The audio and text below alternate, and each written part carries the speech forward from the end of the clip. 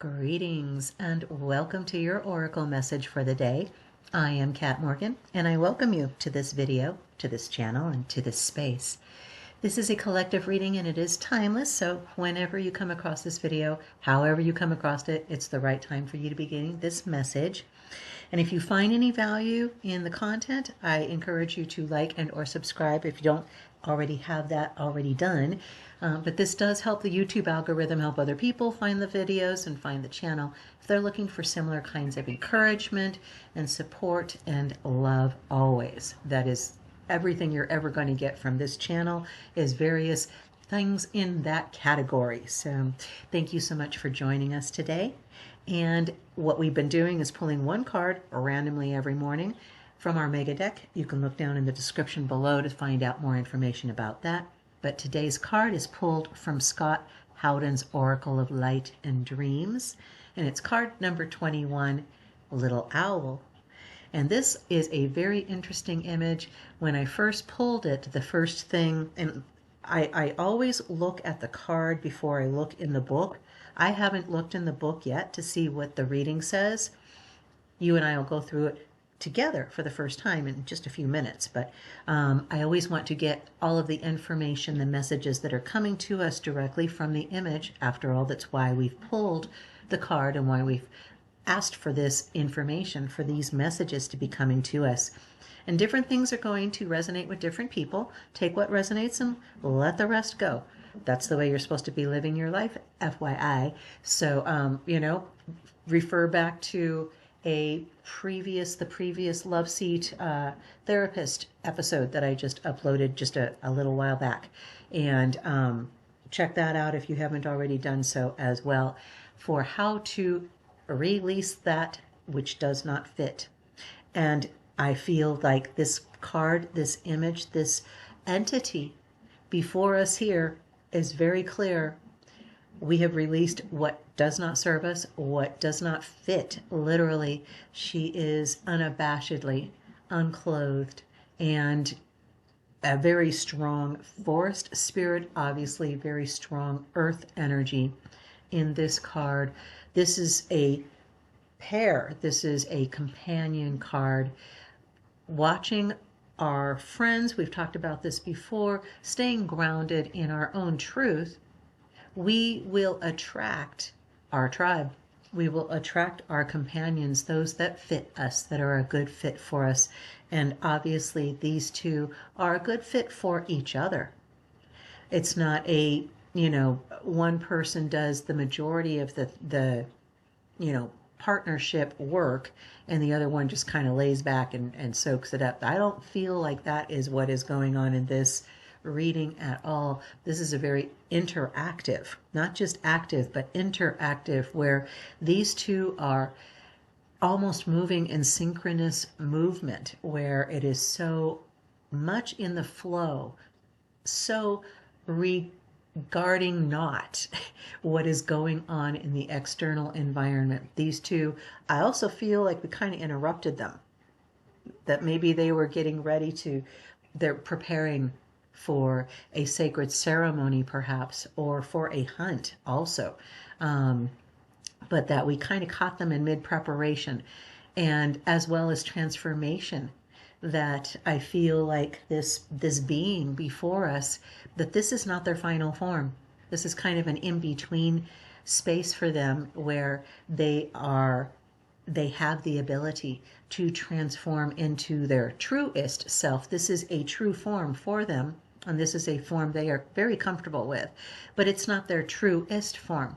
And a lot of times we've often feel, especially in this collective and the larger global collective, that are in this process of becoming awakened, of becoming aware, of becoming mindful of themselves, of ourselves, and our impact on our environment.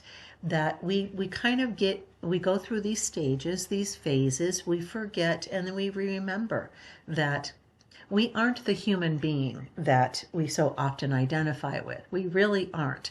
You're not the same person that you were a moment ago, a week ago, a year ago, 20 years ago. Your cells are constantly changing as you're listening to various things and having various input coming in, including this video.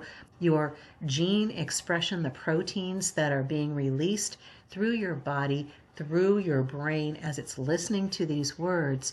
When you're hearing things that are positive, encouraging, and supportive, your body is producing the chemicals in response to that. You get endorphins, you cortisol lessens, the stress, anxiety lessens, and you become aware.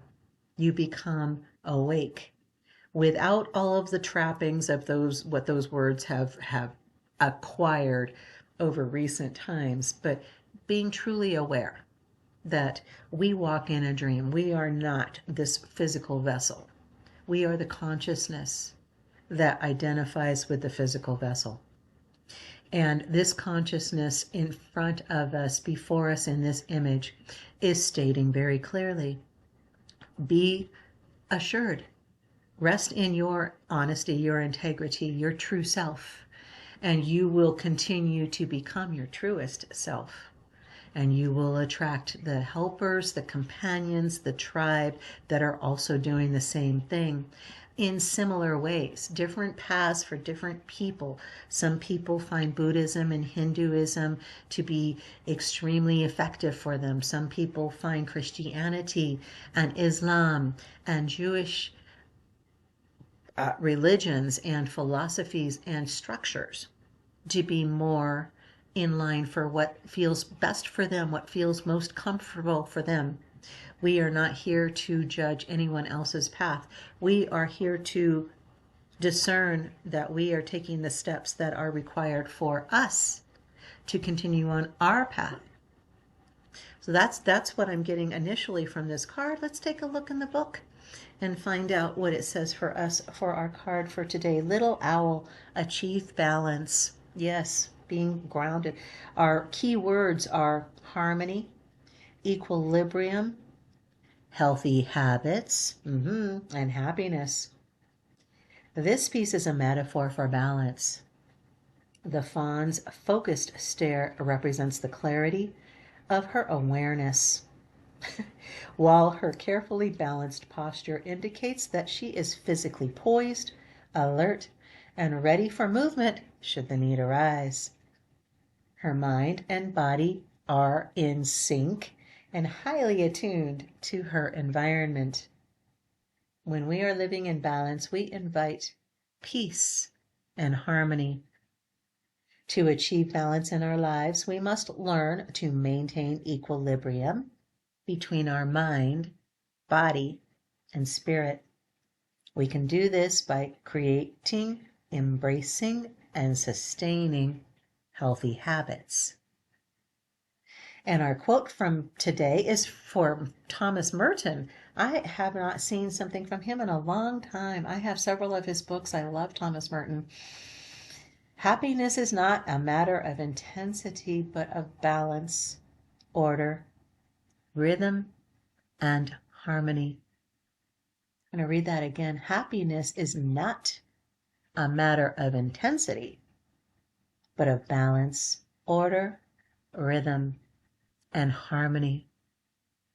When we are balanced in ourselves, when we are grounded, feet firmly planted on the earth, arms reaching for the stars, reaching for the future, but remaining very strong in where we are right now, being present in the moment, having that equilibrium between body, mind, and soul, between brain, heart, and solar plexus, having that grounding, having that reach for the heavens.